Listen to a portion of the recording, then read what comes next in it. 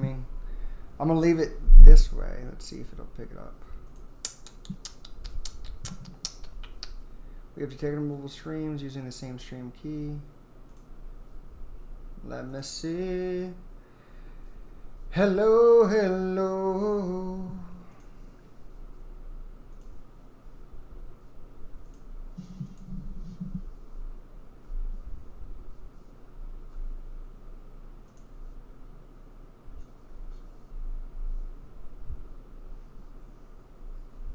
The draft network is streaming.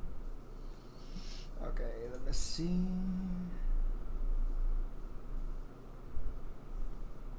Looks like you're ready. Click here to start streaming.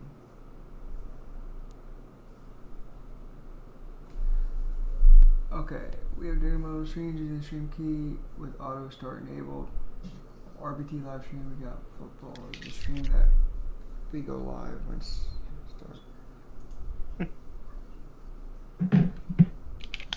No.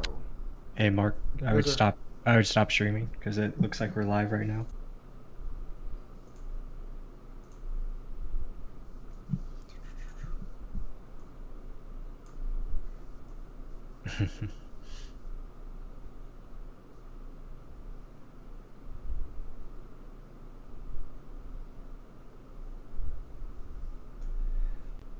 All right, what's up, Buck fans? We're back yet again. It's Monday. You know what time it is? It's RBT live stream. Joined together again. If you guys are new to the live stream or to who the heck we are, I'm Mark Ramirez. Joined together as always with Michael Pless, talking none other than Buck football. What's up? Hope you're gonna enjoy the content. But Pless, how you feeling? How is it being a Buck fan right now? Tom Brady training camp. Give me some pointers. What do you got?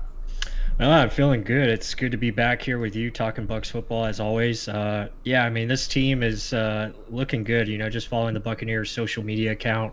You know, they're pumping up a lot of videos out with, you know, all the new guys and the current roster. So it's just fun. So it's pretty cool to see, you know, the live updates that they're putting out daily. I know we have a lot of press conferences coming out lately, so that's good. We're getting closer. We're only a couple weeks away from that first game. Absolutely. I mean, and everyone's hyped up. Everyone you talk to around the community is just, oh, tell me about Tom Brady. What do you think? What do you think the Buccaneers are going to do? But it's. I've been talking with fans and just a bunch of people. It's just some people are more. We're going all the way. Just believe it. It's going to happen. Tom Brady is it. Gronk's there. Continuity is going to be there. But then you have that itching feeling in the back of your neck. You're like, but this is the Bucs. This is 10 years of crap. I mean, wherever something could go wrong, does go wrong. And I don't know. I mean, what is your response to that?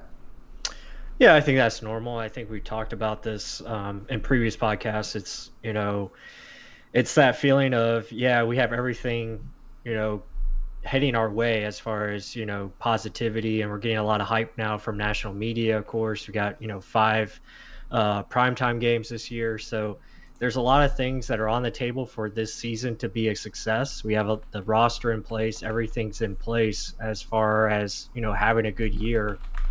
But at the same time, we've seen this before in the past where, you know, we thought this is going to be the year, this is the year we finally make that big churn, that big leap that you want. But yeah, I get it. You know, there's that slight hesitation not jumping all in because we've been burned so many times, and it's tough being a Bucs fan the last decade, as you say. I mean, you've had, you know, a lot of big names being brought into here. You know, you had Darrelle Revis, you've had Deshaun Jackson, you know, a lot of big names that have been brought in, and that's kind of the feeling we have this offseason. But it just feels different because not only is it a big name, but it's at the most important spot, and that's the quarterback position, and that's what wins you games. I mean, you look at the top teams every year, it's the top quarterbacks.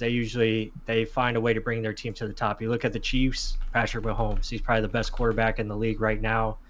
From everything we've seen so far of him, I mean, he's legit. So you got to have a good quarterback in this league to win. And the last 10 years, the Bucs haven't had a quarterback they've had spot play. They've had inconsistency up and down. So there hasn't been a great stretch of play by the quarterback position since what was it, 2008, and Jeff Garcia. I mean, that was even decent. That was decent quarterback play. It wasn't even great. So it's been a long time, and now you finally have a quarterback that has done it for the last 20 years and done it at a very high level. So he's won 6 Super Bowls. I mean, this has to be it. It has to be this year.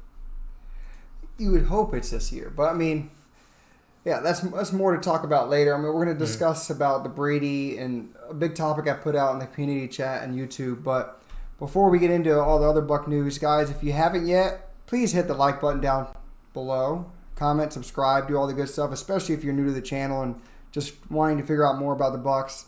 But let's go on to the next topic. So there was some little bit of news today of, I guess you'll say, Buccaneer news. This is what we usually talk about. Tampa Bay Buccaneers could, that's the key word, could be adding veteran defensive linemen to its roster soon.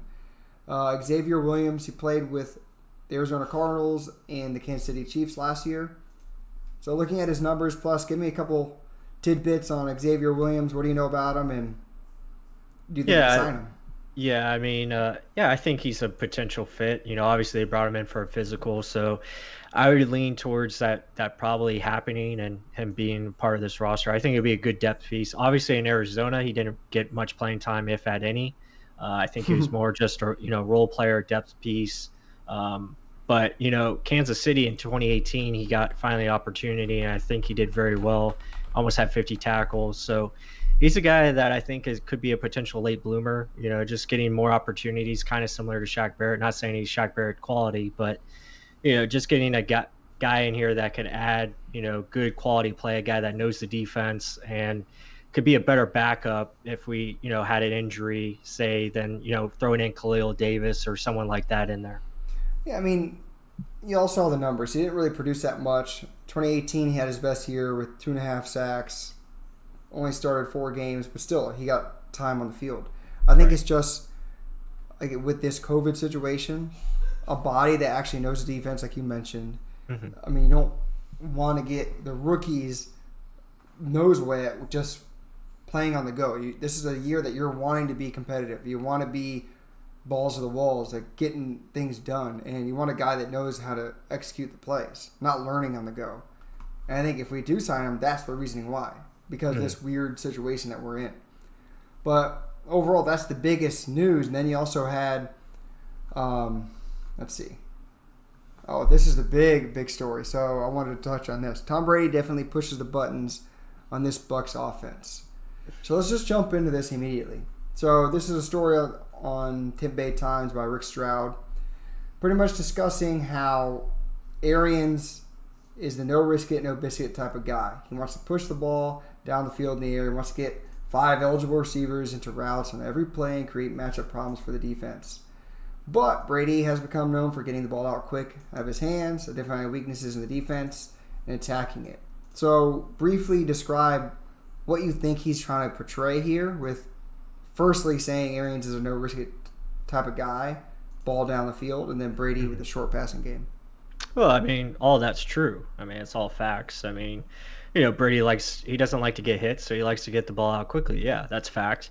Bruce Arians is an aggressive coach. He's aggressive offense, so he likes to attack the defense, and he likes to go downfield. It's a vertical offense for sure.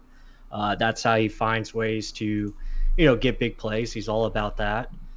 As we saw last year, given the 5,000 yards passing, over 6,000 yards of total offense. So it's a big play offense, and that's what it's all about. It's about finding ways to put up points and put up a lot of points. Bruce is a guy that wants to put 50 on you in the first half. I mean, if he gets that opportunity, that's what he wants to do. He goes for the kill. He doesn't sit back. He's not going to let the game come to him. But at the same time, there's options in the offense, and there's given routes to hit the check down or take the safe option.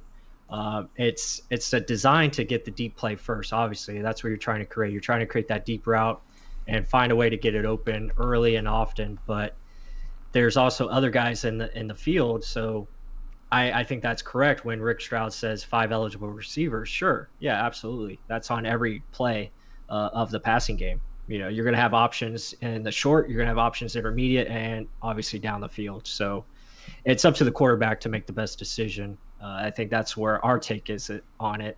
But yeah, those are facts. I agree with what you said there as far as in the article. Yeah, you made perfect, awesome, valid points. It's the QB's decision ultimately. It's not the head coach demands a certain way and the quarterback just has to follow suit.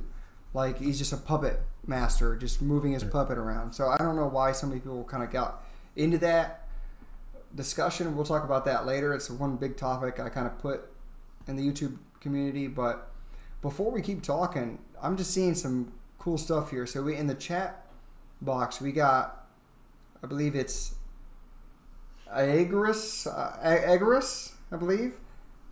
Shout out from the Netherlands. Can't wait for the season to begin.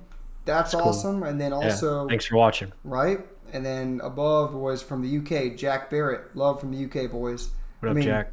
Netherlands and UK. That's some. Thank you. That's dedicated cool. Buck fans too, right? Yeah, worldwide. I don't know if that's Brady bringing it or if that's true. Like that's it. Mm-hmm. But let's keep going on. So this is more. He's with this story kind of implying what's the offense going to be. Is it going to be Brady's offense, which some people are saying, implying, oh, Brady's going to bring the Patriots offense, and this is what's going to be played. Mm-hmm. They're not going to be no risk it, no biscuit. So if that's the case, why is Brady saying stuff like this? For example, study my playbook. I really haven't had to do that in 19 years. So, you forget, man, that's really tough. Like all the different terminologies, and you're going back a very long time in my career to really have to put the mental energy in, like I did. So I have to work at it pretty hard physically still. Oh, yeah, so he's just making sure note of he's having put it in mentally for this playbook. Not just terminology, but just play. Yeah, he knows every play, but there's probably concepts that he's like, okay, well, this is a little different. I have to understand this before I go and execute it, because he knows every route. He knows anything there is to be known for an offense. It's more, how are the Bucs wanting to use it? What is their philosophy in molding everything together? So it's not just Tom Brady's. It's not like he laid out his playbook and said, here you go, BA, take it. That's what we're going to run. I don't want to hear anything about it. And that's why, to me, it sounds like some fans are thinking it's going to be. What do you think? Yeah, it's going to be a combination. I think there's going to be obviously collaboration between Bruce Arians and Tom Brady, but let's not forget this is Bruce Arians' offense. It's going to have its core principles at the base, and that is attacking downfield. It's going to be finding mismatches, and like we say, it's up to the quarterback to make the best decision on the field because that is his job, and that's how the offense is designed. It's a quarterback system. You have, a lot of options as far as your personnel goes to attack defenses that way. And Brady's going to play how he's played his entire career. And they played the Patriots offense up there when he was on that team. Josh McDaniels has his scheme and they ran it to their personnel. Their personnel was fit to run, quick passes, slants, etc. This personnel here in Tampa Bay is different. It's a personnel that can do a lot of different things. It's a lot of diversity in the mix. So I think Brady he's just gonna play how he plays his game, and that's making the right read and finding the open guy. That doesn't mean the offense is going to change per Bruce Arians. It's still going to be his playbook and his play design. Now it's up to the quarterback to execute it. That's all we've been trying to say. It's the quarterback's decision. He's the one on the field. He's got to make the right reads, the right calls, etc. So that's what's going to happen. Yeah, and that's something that we get kind of called haters for. And it's more because we're calling what we see. That's not a hater. It's just saying proof is in the pudding. If you keep making the same mistake over and over, that's not hating. It's just stating a fact. It's one thing to be a fan. It's another thing to be a realist. And if you can't be a fan when you're realizing we're crapping the bed every game. It's just a ticking time bomb before something bad's going to happen. I'm a fan 100% of the time, but I'm also going to realize there's only so much you can hold on to faith or hope. Okay, you shouldn't hope. You should know what's going on and see that the thing is coming to fruition. not 1-2 games, and then you face a good defense, and it all goes back to hell. Yeah. But yeah. And one more point I like to make. I love, when fans bring up, oh, this is a, aging offense. It's an offense that is, not with the new league or what have you. Okay, it's not a, it's not a universal offense. Let's look at it this way. This offense gets guys open, period. End of story. You have guys open on pretty much every play. It's well designed. It's designed to create, big plays like we talked about. And it's a good enough offense. I mean, Arians he puts up numbers, and his quarterbacks put up good numbers when the decision making is on point, and it's the timing is good. It works. So I don't buy it's a 2000, it's before 2000 offense or whatever. It's an aging old dinosaur offense is what they like to call it. No, it's the scheme works. I mean, it's proof. There's proof there. If it ain't broke, don't fix it, kind of thing. Right. But also, it's like, what is it? Everything just keeps getting recycled all over again. But the thing is, if they can't stop it, why change it? Right. That's the issue. Winston just threw for 5,000 yards, over 30 touchdowns. Obviously, it works. Why fight it? It works. Yeah. I mean, and then people are saying, "Oh, wait, actually, you know what? Let's not even do this." Before we go on to the actual heated topic, Covina Man says, "I was hoping to see more than 20 to 30 seconds of camp highlights per day." Hey, you and me both, brother, but this is the time we're in. I mean, we can't actually be there. We have to rely on the Tampa Bay Buccaneers YouTube channel to provide something, or their Twitter feed to provide something. Other than that, it's a social media world right now, because unless some fan wants to drive a drone or fly a drone over the practice field, risk getting it shot down.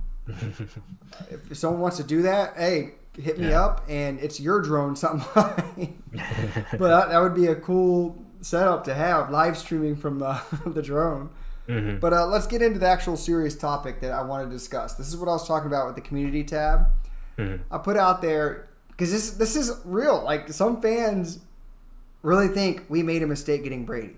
So I wanted to know, just want to get a feel from the masses of Buc fans. How do y'all feel about our QB situation? Did you want to keep Winston for the future, or do you think Brady is the answer? Some people thought I was stupid for asking the question. I was hoping this would be the reaction, because there was plenty of people saying, "Oh, Tom Brady's it. Honestly, Bucs should have kept behind Brady." But here's the biggest answer that I wanted to kind of go over, which actually got a lot of good responses back. Here's Jay Ellis on YouTube. He says, Arians, a QB whisperer, took a QB with supposed interception issues and made him throw way too much in a deep drop back option route system behind an inconsistent O-line with shitty-ass Thomas Smith at left tackle. Even when the top two wide receivers went down, knowing Winston was injured, Arians didn't adjust or change the system or play calling. In 5 years with Winston, Bucs didn't develop a run game. Here we go. Here's the excuses. Didn't develop a run game or defense, or special teams. Sucked, especially kickers. Bucs showed exactly how not to treat a young talented quarterback. Blah, blah, blah. Brady, who knows what he's got left. Arians is hoping Brady can coach. Arians is hoping Brady can coach the team to a title. Brady is hoping the young talent can lift his play. Understandable. If the O-line isn't improved and defense doesn't take a leap, Brady's taking L's. The O-line performs the same. Brady gets hit more. You can't dodge and dick like Winston unless a switch from the system completely, which leads to that point in having Arians. So, again, system switch. So some people think this. It's Super Bowl or bust. Screw the playoffs. 2 years, Brady and Arians are gone. What is your reaction to that?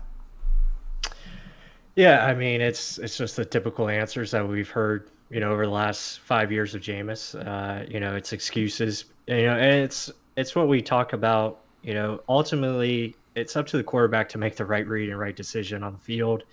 He was just too inconsistent. And, whether it be, you could say, okay, poor offensive line play at times. Sure. I mean, that happens.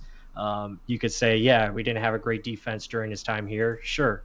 We had the whole Mike Smith thing, and you could say, oh, no lack of running game, et cetera, et cetera. But this team is built to throw the football. When you have guys like Chris Godwin, Mike Evans, it's a team that's, built to lean on the pass.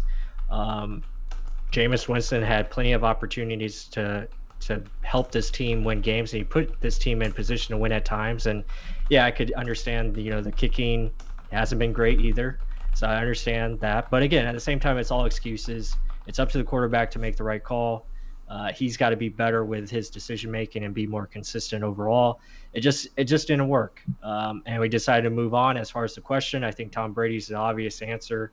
I think you got to get him when you have a chance to get the greatest of all time. You go and you do it and make it happen. And I know the big excuse with Brady is, oh, he's 43 years old. How long is he going to play? How long is this going to happen? How long is he going to be here? Is he going to play the full 2 years? I mean, we don't know. I mean, it's a year at a time, decision. So, but I wouldn't bet against Tom Brady. I know that.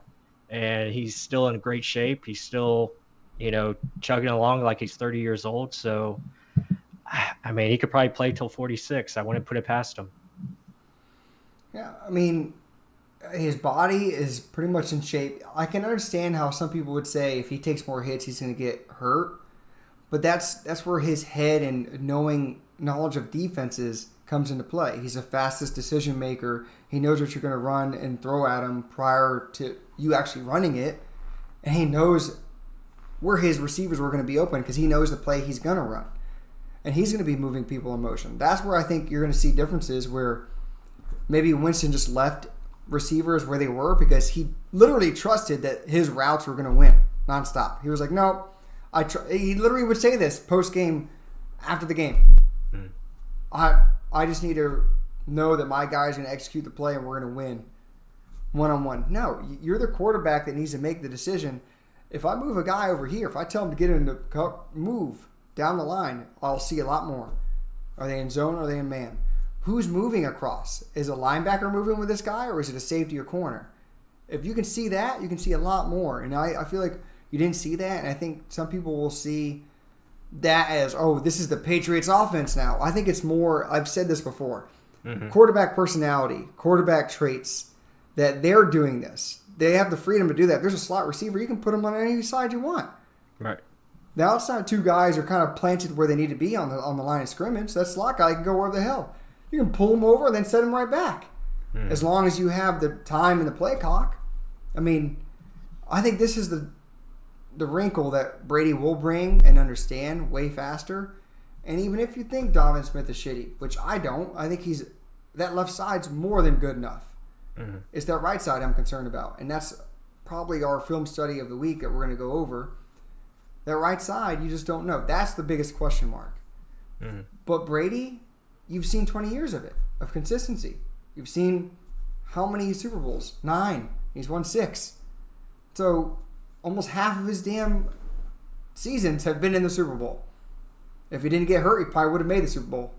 So it's just some of these excuses are then the running game. So I kind of commented on him. I was saying, if you want a great passing attack, you got to take away from the running game. It makes sense with the salary cap. If you want a great running game, Chris Godwin, sorry, goodbye. We need to have money in the offensive line. You're worried about passing game? Well, it's got to make a faster decision. You can't sit there and hold the ball. I mean, that's what we're going over. The interior linemen. If you block enough, the pass should be there. You shouldn't have to hold it 5 to 6 seconds. And Arians isn't asking you to do that. I don't know where this narrative came. Oh, no risk it, no biscuit. That means hold the ball 7 seconds. No one ever says that. In this narrative of 5 receivers going deep, no. There is deep, intermediate, and short. And that's what I just don't get, where people just get blindly thinking that. Maybe you need to go look at some more tape. Maybe you need to watch our channel a little bit more to see some of the routes that are being run. Chris Godwin had plenty of short routes. O.J. Howard, plenty of short routes. Running backs, plenty of short routes. These aren't just deep route players. So my rant's over. I don't know if you want to add anything else to that. No, I mean, bottom line, look at it this way. Who's the better quarterback? Tom Brady. Easy answer. Duh. So that's who the Bucs decide to go with. You go with the best players you can get on this team. That's what their job is. That's what Jason Light's job is, to get the best talent he can get for this roster. And not only the best talent, but the right talent. And Tom Brady is the right talent. And You look at this team; it's built to win now. They're going for it. Obviously, they're going for the Super Bowl. Why not? Why not us now in 2020? The Super Bowl's in Tampa. You got to go for it. And Tom Brady is the obvious upgrade. He's the best quarterback in the league, or has been for the last decade. So you put him on a team with this kind of weapons, and it's lining up to be a really good year for not only him but for the Bucs as well. Wish Jameis the best going forward with the Saints. I think that's a good opportunity for him. I hope he finally learns what he needs to learn, and understand that there's more than going for the big play all the time, and understand that you do have options underneath, and you got to hit those options when they are there. So I hope he finally gets that, and really learns how to play the quarterback position the right way. And no better to learn from than a guy like Drew Brees. I wish Bucks have made the point, or Bucks fans have made the point of bringing him back under Brady. I wish that could have been an option, but with what has happened in his past, I just didn't see that as being a real option. So I'm happy for him that he's with the Saints. And again, the Bucks did what they thought is best, and I'm happy for it. I agree. I don't have to beat a dead horse on this, but Beef Tongue, Hold Beef Tongue in the chat says, my only concern is that we will see more drives that stall. What do you think of that? Just based on him not wanting to make the holding on to the ball, trying to break through tackles, break through sacks. Right. What do you think of that? Yeah, you're not going to get the miracle plays that we saw from Jameis, where he's running to the left and then he runs back to the right, throws a Hail Mary in the back of the end zone. It's caught by, Perriman or what have you. So, no, we're not going to see those type of plays. It's not going to be, highlight plays. But you know what he's going to do? He's going to make winning plays, and that's what matters. He's going to understand, okay, this is a time to punt. Let's let our defense play in a good position, not in their own territory where they have to only give up 10 yards and they're already in field goal range.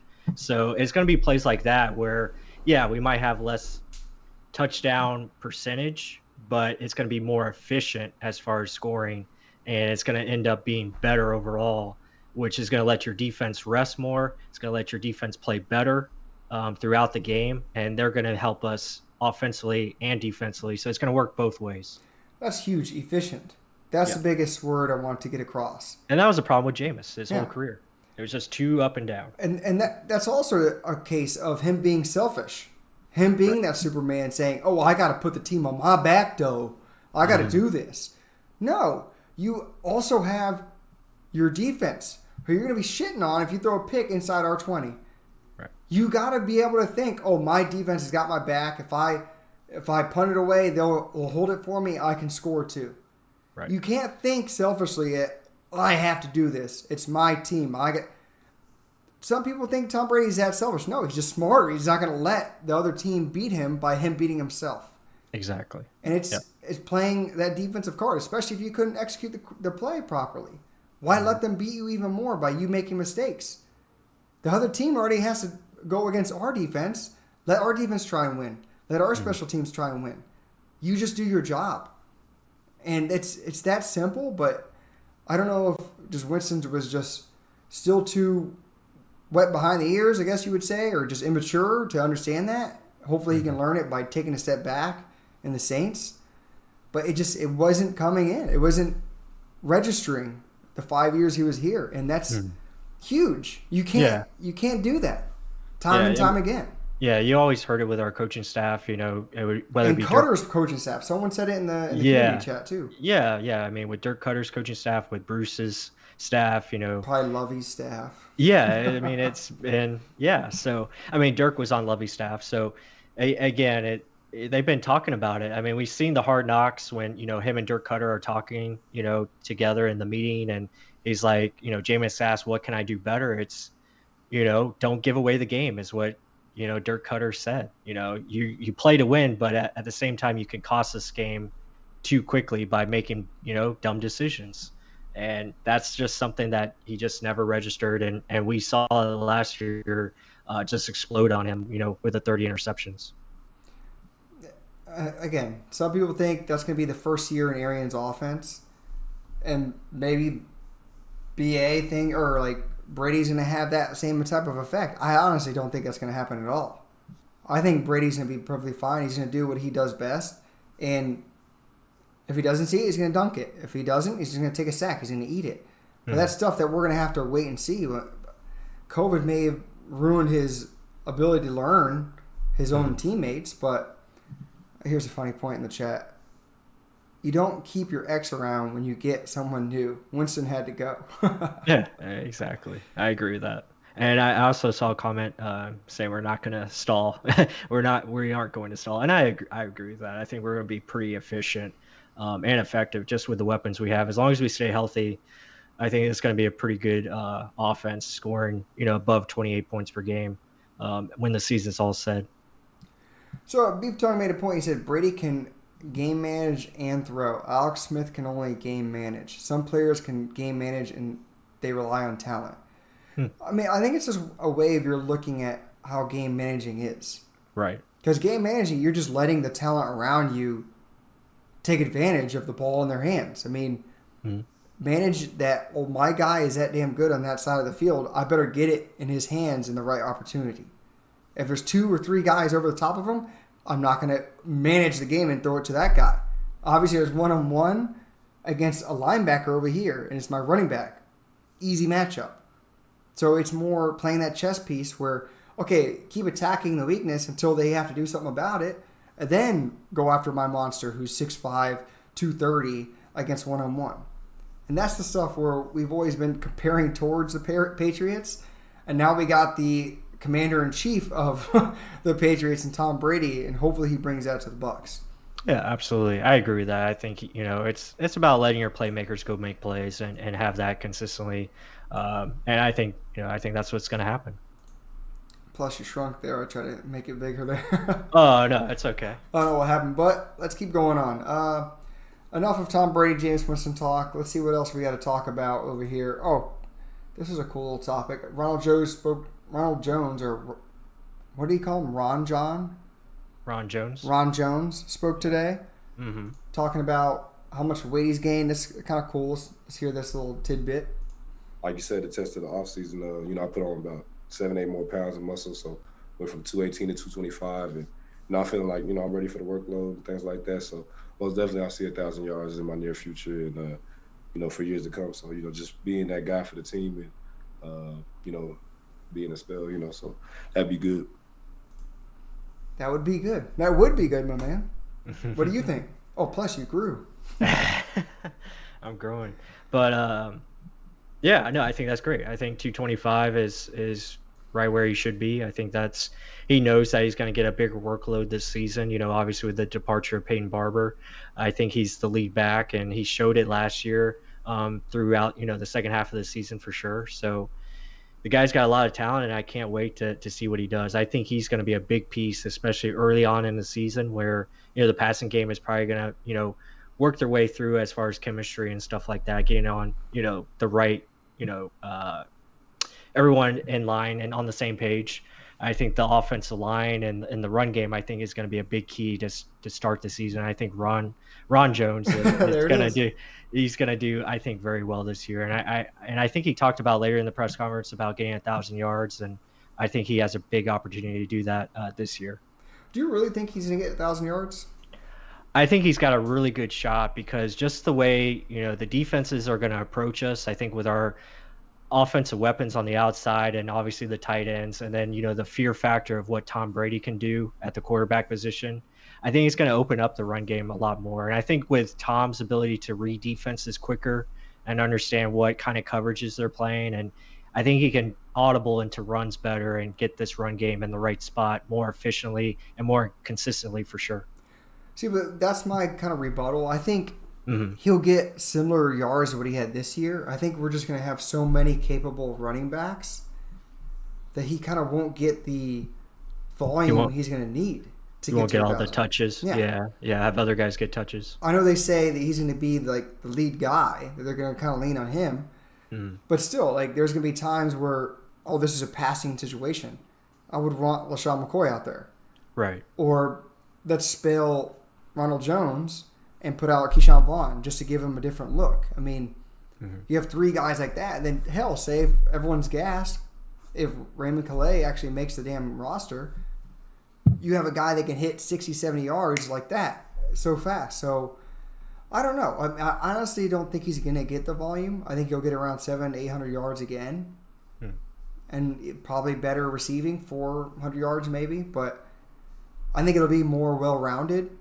But he would probably be the lead carrier. Yes, but that 1,000, I hope he reaches it. I think he has very much the talent too. And some people think he's not going to take that next step. I think he really will. Will it be 1,000? I hope so, just to hit the naysayers. But I think there's just too many talented running backs to say that.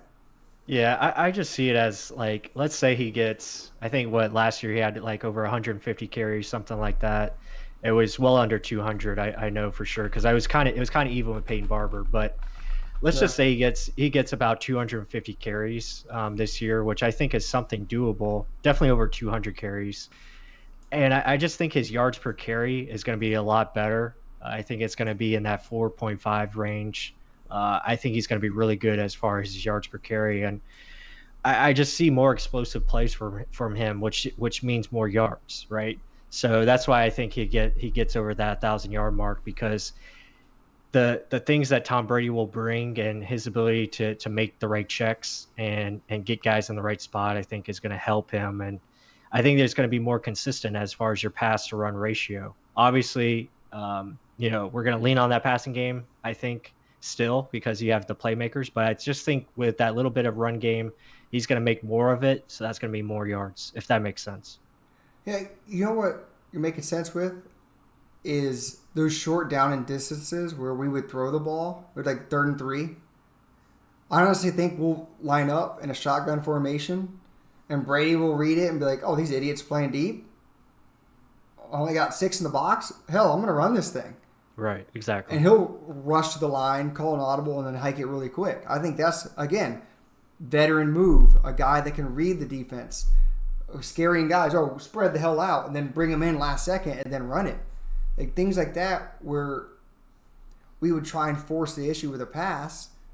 Once they call on the play and they leave it alone, Brady's at liberty to do whatever the hell he wants to do. So was Winston. And no way are they yelling in his headphone, don't you dare run the damn ball. Like no one's doing that. It's not like they're once they call it in and that play clock starts going, they're not yelling. It's before they're listening and then, okay, get to the line. So I think that's where we could get some big gains. Because people were playing the numbers, the stats. Oh, probability says they're going to pass again because last year that's all they did. Yeah, probability was last year with Winston. If you're going to run that same sheet, check your sheets. Okay, it's going to be a whole other mindset, a whole other mind fuck with Tom Brady out there delivering the ball. So little things like that. I think that's where you're going to see Rojo getting some yards. Let's see what people are saying in the chat.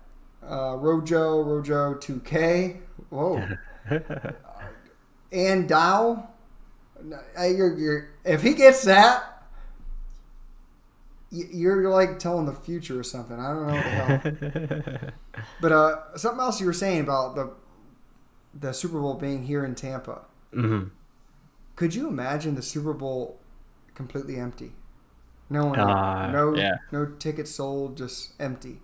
Yeah, that'd be crazy. And who knows even if the Super Bowl is going to be played here because, we are a hot spot here with the COVID. So, yeah, I mean, that remains to be seen. I hope. I mean, I hope. I'm sorry to be a Debbie Downer, guys, but yeah. I just had to mention. I mean, I hope they have I hope the Super Bowl stays here, and I hope you can put at least some fans or some type of capacity in the stadium to have fans there. That would be nice to see. Beef Tongue said no more crappy half times. Yeah, because there wouldn't be anyone there. But hey, it's just how it is. Let's see in the group. Bud Cannabis says that was a good press conference. He was willing to learn from Shady and help teach Keyshawn Bond. Sounds like a real team player. Talking about Rojo. Yeah, it was a really good press conference. He was talking about how he went in the practices with Brady just so Brady can understand his cadences and how he runs routes, the timing of that. Right. That's smart. That's team thinking. It's not just, he'll figure it out when I get there. No, you want to get in touch with your quarterback and let him know that, listen, I want to be there for you when you need me. Little things like that. Team building. Yeah, exactly. Rojo's come a long way from a maturity standpoint, especially from his rookie year. Now he's 23 years old. I just think he's understanding things more and understanding what he needs to do in the offseason and to be ready for this year. Yeah, absolutely. So let's get to a couple questions before I show the next little clip here. Yeah. Yep, QB has to defend the offense. That's a good question there by Steven, I think it is. Steven Pryor. Yeah. How much do you think the defensive backfield will benefit from practicing with Brady? Yeah, I think it'll be really good, to have Brady there. Again, they'll be able to see, because Brady's going to attack their weaknesses. So they'll be able to identify, where they need to be better at and, where the holes are in the defense. So maybe they can, adjust some things. But I think it'll be good. I mean, the competition will be really fun to watch. Yeah, especially with the rookie back there.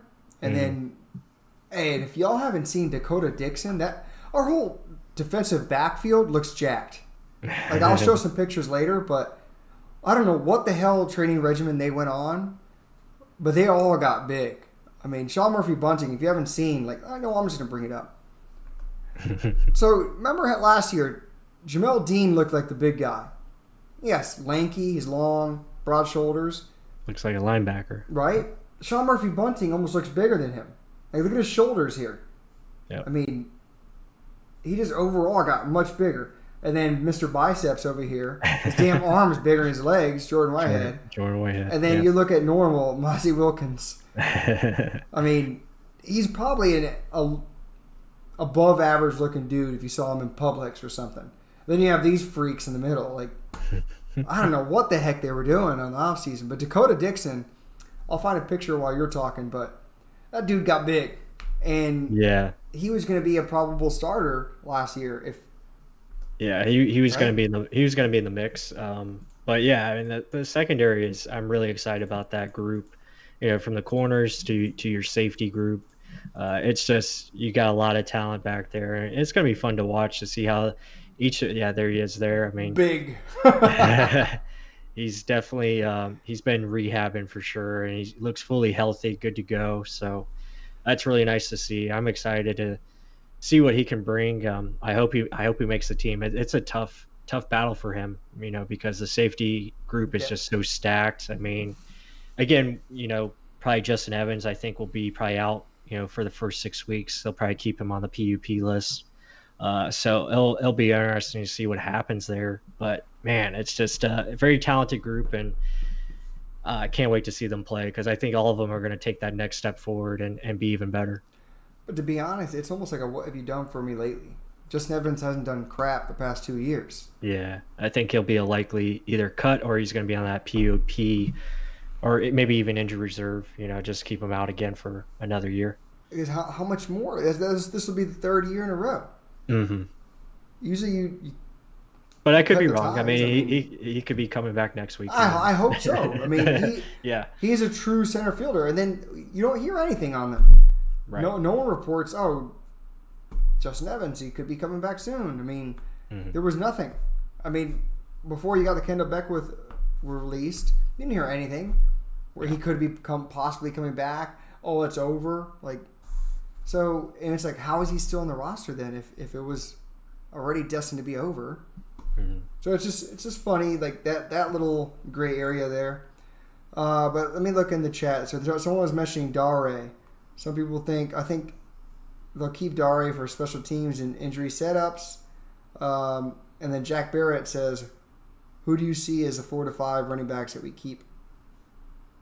Oh yeah, I mean that's a great question there, and that goes right into the Dare, responses. So yeah, I look at it as obviously Rojo. I think Keyshawn Vaughn. I think LaShawn McCoy makes the team. So those are 3 right there, and then I just think it's a battle for number 4, whether it be Raymond Calais or do they go with experience and Dare. I think TJ Logan is probably the likely man out, but again, he was a good return guy, for us last year for the most part until he got injured. So, yeah, I mean that's the battle right there. If I had to pick one, I'm probably leaning towards Dare, just because I think Raymond could probably go on your practice squad, and I think you'll be fine there. I don't think he'll go to any other team. I think he'll stay with us and be on the P squad. And probably the same. I don't know if no, they probably can't do that with TJ, but yeah, I think right now I would probably lean towards Dare. He's even got the confidence of Tom Brady. I know Tom mentioned him a lot. So, and he's taken steps. I think he's taking steps in the right direction as far as his game overall. So, yeah, I would probably lean towards those four as being your running backs for the team. That's if they keep four, though. Who knows if they're going to put more resources towards other positions. But yeah, exactly. And I talked about it last week with the COVID. Are they going to keep extra linemen? This year just because of that. So that all plays a part. Yeah, I agree with those you picked, but then Justin Oates said this was going to be my next question.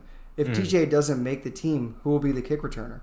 Because Cali, you're saying is practice squad, so. Yeah, that's a great point too. Yeah, I mean, I don't know if they probably don't go to a guy like Scotty Miller. I mean, maybe Scotty Miller does the punt returns and then, kickoffs. I know they had, I want to say they had Sean Murphy Bunting back there for kickoffs, if I'm not mistaken. I know he's one of the names mentioned, but I doubt they do that. That's just too. Yeah, I think that's too much risk. So, yeah, it's a great point. I don't know. Yeah, he said that's why I see this as a tough decision. And it right. is. It is. Yeah. Oh, maybe Keyshawn Vaughn. I don't know if he's had experience. He's done with it. That. I think he's done it before too, so that could be a potential option.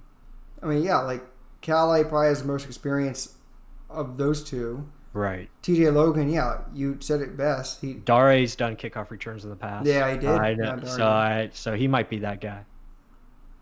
I mean, but again, just don't lose the ball on the kickoff. That's the biggest thing. Because just get it into the Hall of Fame quarterback that you have. You don't really need to be lights out. And I know they experimented with Rojo last year, and I know he did it, at times. So, but I think that was mainly in preseason and maybe like the early weeks, and then they went away from it. So, yeah, it's an interesting decision. Yeah, a lot of people are saying, or Beef Tongue was saying Raymond, mm-hmm. and I would agree. But the thing is, you want to. A lot of people hate the "win now" motto, but the thing is, he's learning on the go. If you're only keeping him for special teams returning, and he's not a good gunner, he's not going to be seeing the play field on offense. Why keep just a kick return if he can't do anything else? So that's the scary thing. Mm-hmm. You want to have multiple positions and not just rely on one guy. So because that's taken away from all that stacked tight end room, all the depth that we have in safety. We're going to have to get rid of some of these guys. And you lose them, someone's going to scrap them up. I mean, maybe not Dakota Dixon because no one really knows about him. Maybe we only know about him, but still, and people forget Darius a damn captain. Yeah, he is. He's captain of the special teams, Jack. You're right. Yeah. So there you go. He is. I mean, it's plain and simple. He is. It's just, and I think he was the first name that Tom Brady mentioned when talking about running backs. So he was the smartest one of them all, saying, "Oh, Tom, I'm ready whenever the hell you want me. I'll be right there by your side." So yeah. That's the best. I would be doing the exact same damn thing. My nose would be so brown, you wouldn't even see the rest of my face. Right. But still, it's plain and simple. You go with the lead dog, and if he gets a familiarity with you, he's gonna pound the table for you, saying, "No, I like this guy. I have confidence in him. I know what he can bring to the table. Do not cut him." Is BA going to say no to Tom Brady? Well, at least that's a good voice to have in the room to vouch for your talents, right? But I mean, that is a good battle that we're not going to be able to see, but we're going to have answers. Oh, Beef Tongue said Franklin. Yeah. John Franklin. Joe Snote said Franklin. Mm-hmm. Yeah, he's one of the receivers in the mix. Receiver and quarterback. Right? Yeah. So that's weird. So, it just depends on if they keep 6 receivers. Again, it's going to be a tough battle for those guys to make the roster because you got a lot of competition there at outside the top 2 receivers. So, but it'll be interesting. As far as the kick returner, just take it at the 25. That's my motto.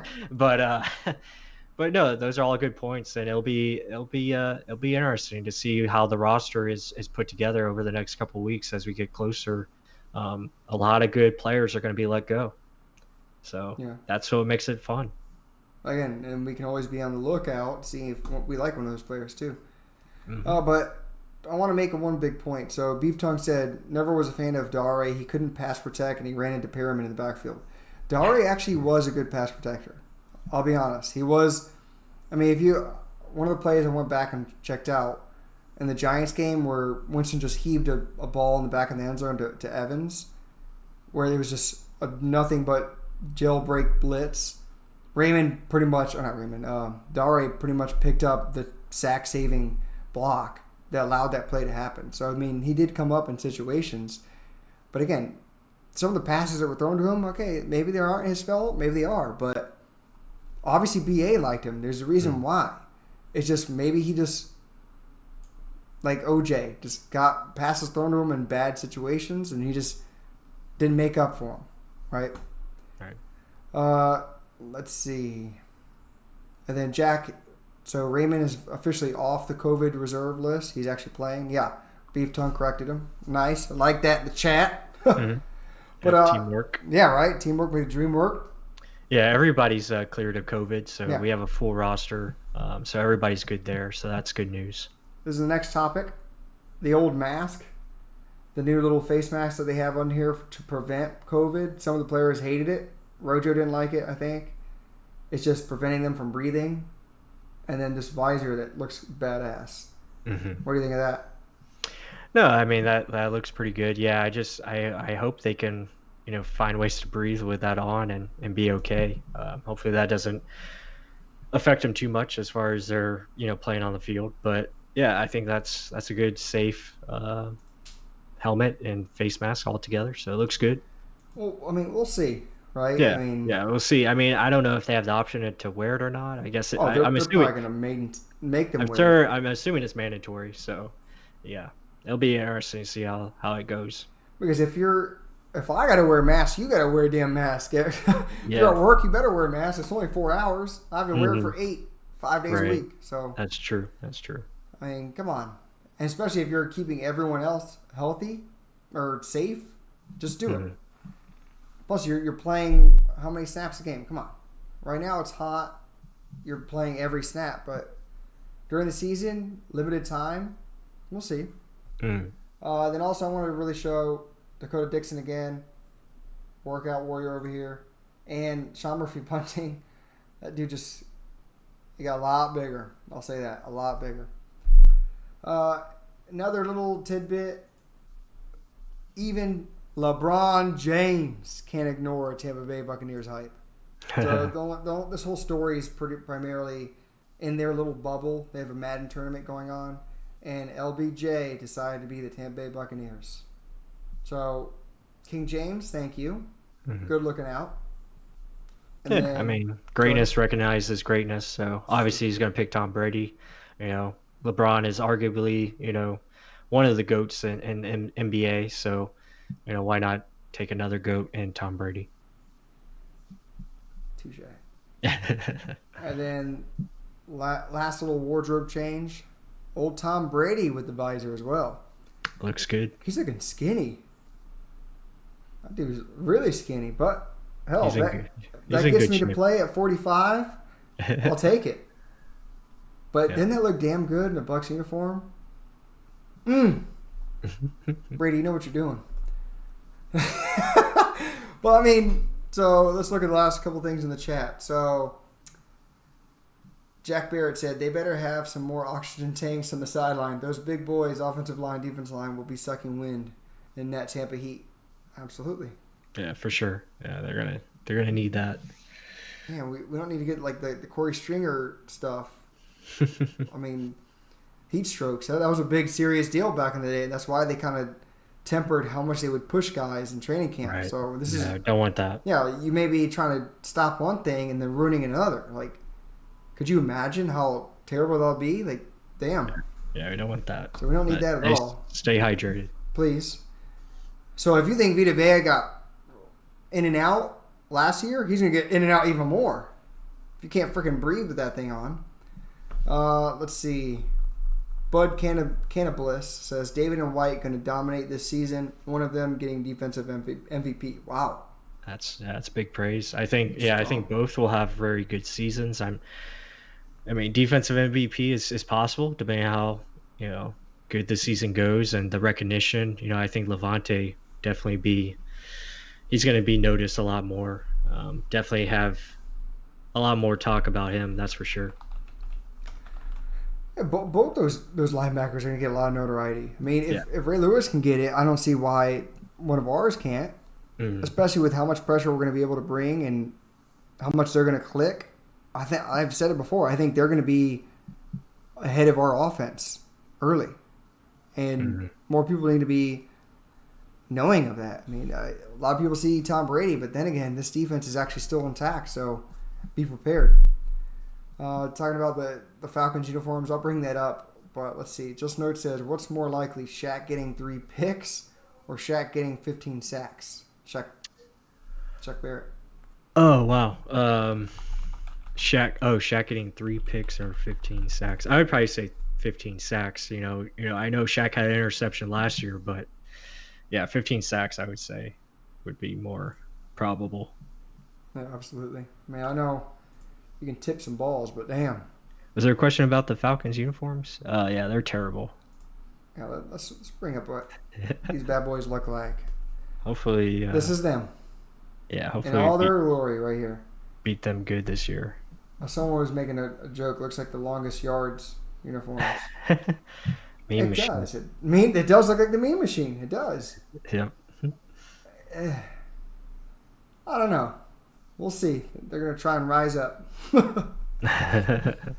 right, but let's see. Any last question, guys? Interesting point that BA brought up that Justin Watson led the team in special teams tackles. Can you see him making it? Good question. Yeah, that's the topic we discussed last week. Justin's got another uphill battle. And that's pretty much probably how he's going to make the team if he does make it in special teams. But then it's hard because you don't have preseason games to evaluate this, so it's going to be a tough decision. Whether he's whether he's on 3rd, 4th, 5th, 6th, spot on the depth chart, it's going to play a lot of factors into it. Do they go with a guy that they think has a higher upside than Justin because they've seen Justin for the last couple of years, or does Justin elevate his game? So just have to wait and see on that. But I think he does have a good chance of making it just because, like we said before, the experience plays a factor, and he did do some good things on special teams last year. So I'm not the highest on Justin Watson on special teams because, like Beef Tongue kind of said it here, Watson disappeared when Ryan Smith wasn't playing. He needs to help. I mean, it's true. The second Ryan Smith came in, night and day different on special teams. Right. I just don't think he's the best gunner. He may have gotten the most tackles based off of people running towards him. I don't know. I mean, but then again, stats sometimes lie. So when a quote someone told me, figures lie and liars figure. If you think about it. So, I mean, that figure could be lying to you. I mean, it could be the fact that now this guy broke one deep and then Justin Watson's now behind the... I'll have to take a peek at that and figure out if it was that way or if he is the one making the tackle. But I don't know. Just from my standpoint, looking at Justin Watson as a gunner, I didn't like it. Let's go with one more. Thoughts on Calais? Read that scouts saw Matt Breida in him. I don't know if he's that big though. Yeah, Raymond Calais. I mean, he's a guy that I think. Obviously, he's a speed guy. That's what his strengths are. His strengths is to get out in space, make things happen, use that big playability that he has. So, yeah, I mean, he's super fast. You hope he can, be a part of this team maybe in the second half of the year because I do see him going on the practice squad to start and, let him develop his skills and be maybe an option down the road if an injury occurs or along those lines. But, yeah, I mean, I don't really see him as a Matt Breida type. I think it's a different style of play that he provides. But, yeah, he's a guy that can do a little bit of everything. He can catch the ball. He can run it. So it'll be interesting to see how they utilize him if he is on the 53-man roster and maybe a part of the offense. Okay, that's something where that's going to be a big test and just challenge to who makes that last little roster spot. Is it just going to be a return man, or is it going to be an actual guy who's going to contribute all around? But other than that, guys, I hope you liked the chat. I hope you liked the topics. Always, you guys make the show. Thank you for being a part of it. Bless, any last words? No, thank you guys for joining us on this Monday. We are live streaming every Monday, so you can always catch us here around 8 o'clock. And as always, go Bucs, and just really excited for this season coming up. All right, go Bucs, guys. Have a good